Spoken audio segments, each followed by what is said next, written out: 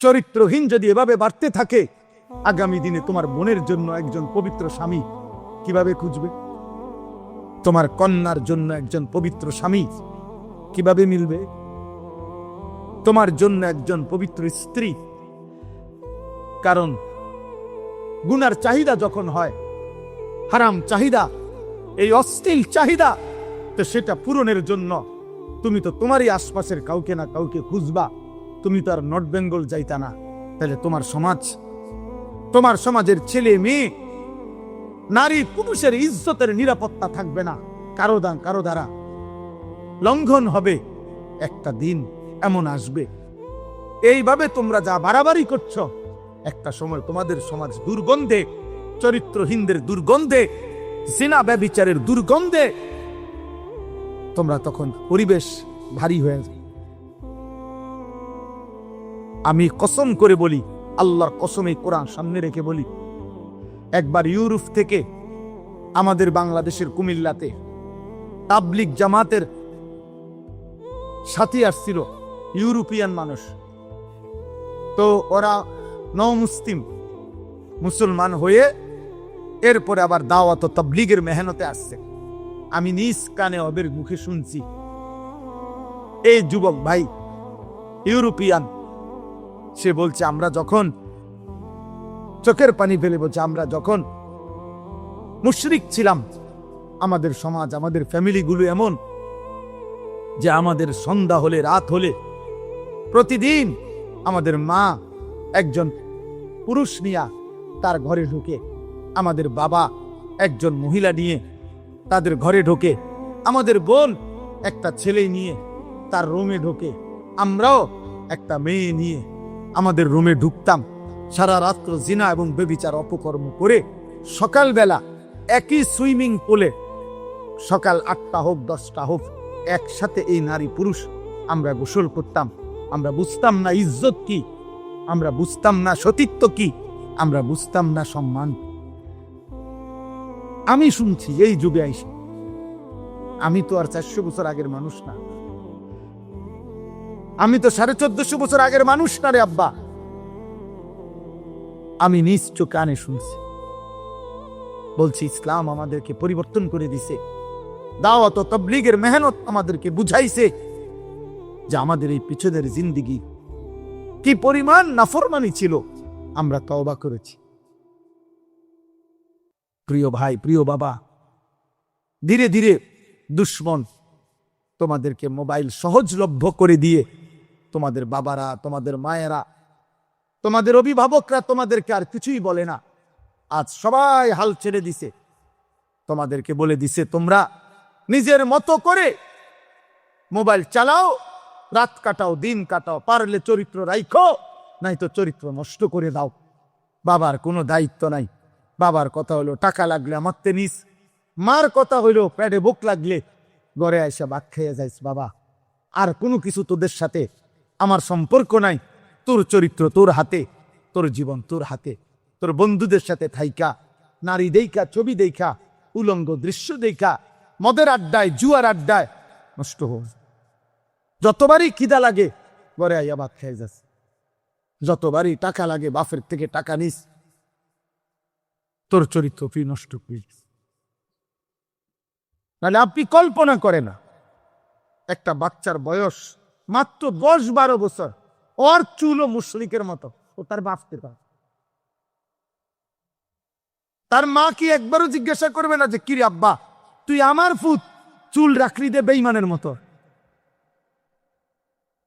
একটা মা কি এটা চিৎকার করার কথা না যে আমার সন্তান মুসলমান, তুমি যে বাবা এক ওয়াক্ত নামাজ পড়ো না, একদিনও না, কোনোদিনও না।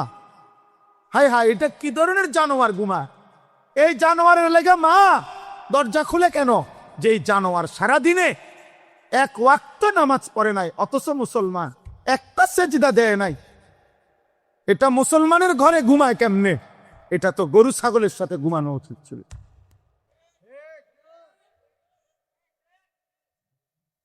এটা তো গরু ছাগলের সাথে ঘুমানো উচিত ছিল। ছি ছি ছি ছি ছি ছি বেটা, সেজদা বিহীনের জন্য আমি পরিষ্কার বললাম, সেজদাবিহীন যুবক, তোদের যাদের কপালে সেজদা নাই, তোদের কপালে আমি থুতু দিলাম, থুতু মারলাম তোর কপালে, তোর কপাল থুতু মারলাম তোর কপালে থুতু, তোর কপালে থুতু মারলাম। নামাজি বিহীন জীবন কেমনে ঘুমাইবি বাবা? কোরআনুল কারীমের মধ্যে আছে, আল্লাহ বলছে, বান্দা মনে রেখো, প্রত্যেকটা মানুষ যখন ঘুমায়, প্রতিবার ঘুমের সময় আমি আল্লাহ তার শরীর থেকে রূহটা আলাদা করে রাখি, আলাদা করে ফেলি। আমি চাইলেই আবার ফেরত দেই। সজাগ হওয়ার সময় আমি না চাইলে ফেরত দেওয়ার কেউ নাই। তাহলে আব্বা, যদি আল্লাহ তাআলা তোমার আমার ঘুম থেকে জাগার সময় আর যদি রূহটা ফেরত না দেয়, কে ফেরত দিবে?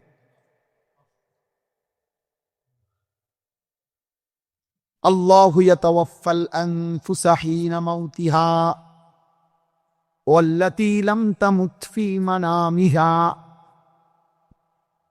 ফায়ুমসিকুল্লাতী কাদা আলাইহাল মাউত ওয়া ইউরসিলুল উখরা ইলা আজালিন মুসাম্মা। আল্লাহ বলেন, মালাকুল মউত আজরাইল যখন জান কবজ করে, তখন আমি চূড়ান্ত রূহটা দেহ থেকে আলাদা করি। আর প্রতিবার বান্দা যখন ঘুমায়, তখনও আমি আল্লাহ রূহটাকে আলাদা করি। আল্লাহ বলেন, আমি যদি মৃত্যুর ফায়সালা রাখি, তাইলে রূহ আর ফেরত দেই না, আমার কাছে রেখে দেই। আর যদি মৃত্যুর ফায়সালা না হয়, আমি আল্লাহ নির্দিষ্ট সময়ের জন্য রূহটা আবার ফেরত দেই। এই জন্য শরীয়তের বিধান হইল, যে কোনো ঘুমন্ত ব্যক্তিকে জোরে চিল্লাইয়া জাগাইতে না। ঘুমন্ত মানুষকে চিৎকার দিয়া, লাথি দিয়া, ধাক্কা দিয়া, জোরে এই পেটা অরস্তাকা, এত জোরে চিৎকার করে তোলা নিষেধ। কারণ ঘুমন্ত ব্যক্তির রূহু তার দেহে থাকে না। যদি চিৎকারের কারণে লাফ দিয়ে হঠাৎ ওঠে, তাহলে হয়তো রূহু ফিরবে না, ও মারা যায়। এই জন্য সুন্নাত তরিকা হলো তাকে আস্তে আস্তে তোল, ধীরে ধীরে উঠায়।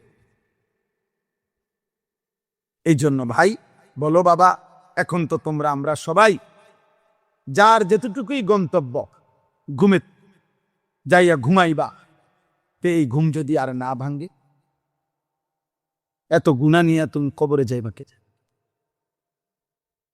সারাদিনে যারা এক ওয়াক্ত নামাজ পড়ো নাই, কেমনি ঘুমাইবা? 365 দিনে যারা ফজরের নামাজ পড়ো নাই কোনদিন, আহা হায় হায় হায় হায়, আল্লাহ আমাদেরকে হেফাজত করে। আল্লাহ কারো কলিজায় বুঝ দান করে। এ চলেন, এই আমার 3টা আয়াতের অর্থ কি? সূরা জুমার 24 নম্বর পারা, 39 নম্বর সূরা। এই সূরার মধ্যে 53, 54, 55 এই 3টা আয়াত আমি পড়ছিলাম। এখন আর এই 5টা মিনিট তরজমাটা বলি, তাহলে কথা শেষ। নবীজি সাল্লাল্লাহু আলাইহি সাল্লামের কাছে একবার কয়েকজন লোক নবীজির কাছে আসছে, তখনও তারা কাফের। তাইশা বলতেছে, হে মুহাম্মদ, আমরা তোমার কালেমা গ্রহণ করতে চাই, কিন্তু একটা প্রশ্ন আছে। যে কি প্রশ্ন? বলছে, আমরা শুধু এতদিন শিরিক করেছি, মূর্তি পূজা করেছি এমন না, আমরা কি পরিমাণ পাপ করেছি তার কোনো কুল কিনারা নেই। আমরা চুরি করছি কি পরিমাণ, হিসাব নাই। জিনা করেছি কি পরিমাণ, হিসাব নাই। মদ পান করেছি কি পরিমাণ, হিসাব নাই। আমরা খুন করেছি কি পরিমাণ, হিসাব নাই। জিনা ব্যভিচার করেছি কি পরিমাণ, তার কোনো হিসাব নাই। এজন্য তারা বলছে, তাফসিরে কুরতুবিতে আছে যে মুহাম্মদ